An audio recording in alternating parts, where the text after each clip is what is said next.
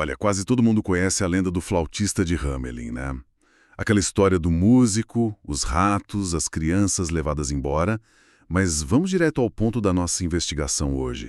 Será que essa história fantástica tem raízes num evento real, talvez trágico?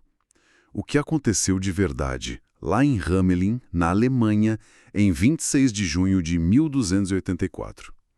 Vamos analisar uns fragmentos históricos, crônicas antigas, teorias, tentar separar o que pode ser fato do que virou lenda. Exato. E é importante, né, ter em mente que a gente está lidando com ecos, com memórias muito distantes. As primeiras pistas escritas surgem bem depois do evento. Então, o nosso trabalho é quase arqueológico, sabe? Tentar reconstruir a partir desses pedaços. Uma das primeiras referências que falam é de um vitral, lá da igreja de Hamelin por volta de 1300, parece que mostrava crianças. Mas se perdeu. Uma pena ter se perdido. Pois é. Aí o primeiro registro concreto mesmo que a gente tem é na Crônica da Cidade, só de 1384, 100 anos depois. E é bem curto, direto. Faz 100 anos que nossos filhos foram embora. Só isso. Nossa, essa frase é forte, né? Mesmo sendo tão curta. 100 anos depois, e a memória ainda viva. Isso mostra uma persistência incrível na comunidade.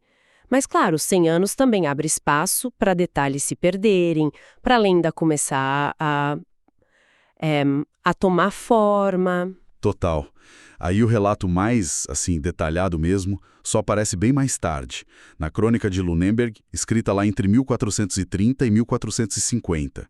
E é aqui que a figura do flautista ganha corpo, né? Um jovem de 30 anos, bonito, bem vestido, tocando uma flauta de prata. Uhum.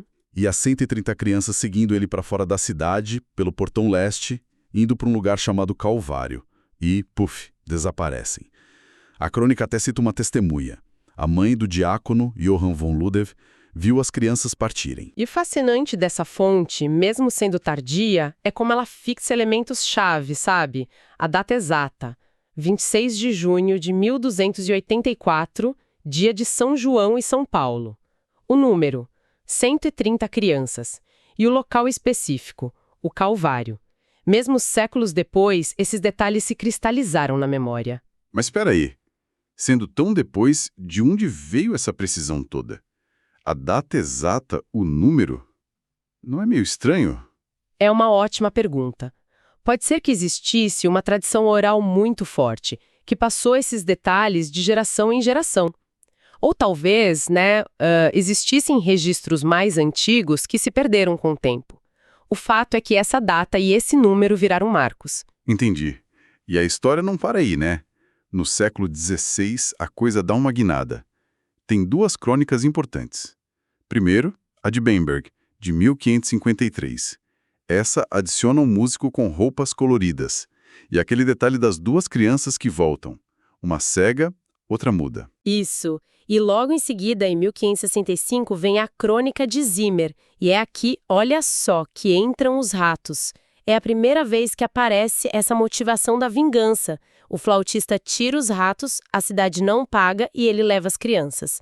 A montanha se abrindo e fechando também surge nessa época. Nossa, quer dizer que os ratos que hoje parecem a coisa principal da história só entram séculos depois? Isso muda tudo. Exatamente. E não é um detalhe pequeno.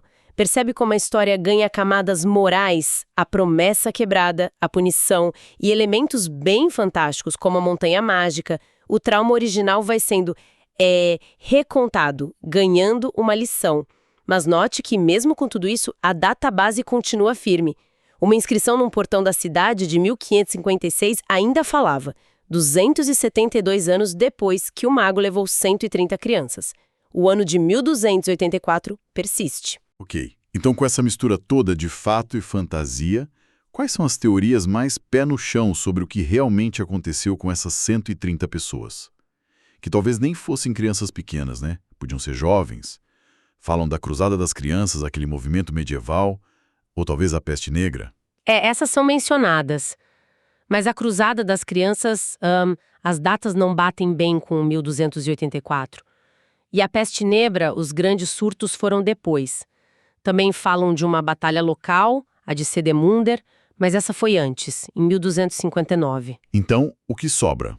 Uma teoria que ganhou bastante força e que se encaixa melhor no contexto histórico do século XIII é a da migração, a colonização do leste europeu. Como assim? A colonização alemã, lá na Europa Oriental. Exatamente. Naquela época, havia um movimento grande de jovens alemães sendo, recrutados ou incentivados a se mudar para colonizar novas terras na Polônia, na Transilvânia. A partida em massa de um grupo grande de jovens, os filhos de Hamelin, talvez no sentido de jovens habitantes da cidade, se encaixaria nesse padrão. Explicaria o sentimento de perda, de desaparecimento. Essa teoria da colonização parece plausível, pensando no contexto da época. Faz sentido. Mas a evidência que liga esses jovens específicos de Hamelin a essa migração específica, ela existe? Ou é mais uma inferência? É, mais uma inferência bem fundamentada, sim. Baseada no quadro histórico geral e na falta de outras explicações que se sustentem melhor com a data. Não existe um documento, os 130 de Hamelin foram para a Silésia, por exemplo. Mas entre as possibilidades, é a que muitos historiadores consideram mais provável para explicar essa saída repentina de tanta gente jovem. Claro, não dá para descartar totalmente a ideia de um sequestro em massa, né? Algo criminoso que também deixaria uma marca terrível. Então, no fim das contas, o que a gente pode tirar disso tudo? Parece que a lenda famosa do flautista de Hamelin tem, sim, um fundo de verdade. Um evento real, provavelmente traumático, lá em 1284, que envolveu a perda súbita de muitos jovens da cidade. E essa memória foi sendo recontada, enfeitada. Sim, até virar o conto que conhecemos. A verdade exata, nos mínimos detalhes, talvez a gente nunca saiba, perdida no tempo. Mas o poder da história está justamente aí, né? Em como uma comunidade processou, lembrou e transmitiu a memória de algo devastador por quase 750 anos, transformando a dor em lenda. Isso, sabe, levanta uma questão interessante para a gente pensar.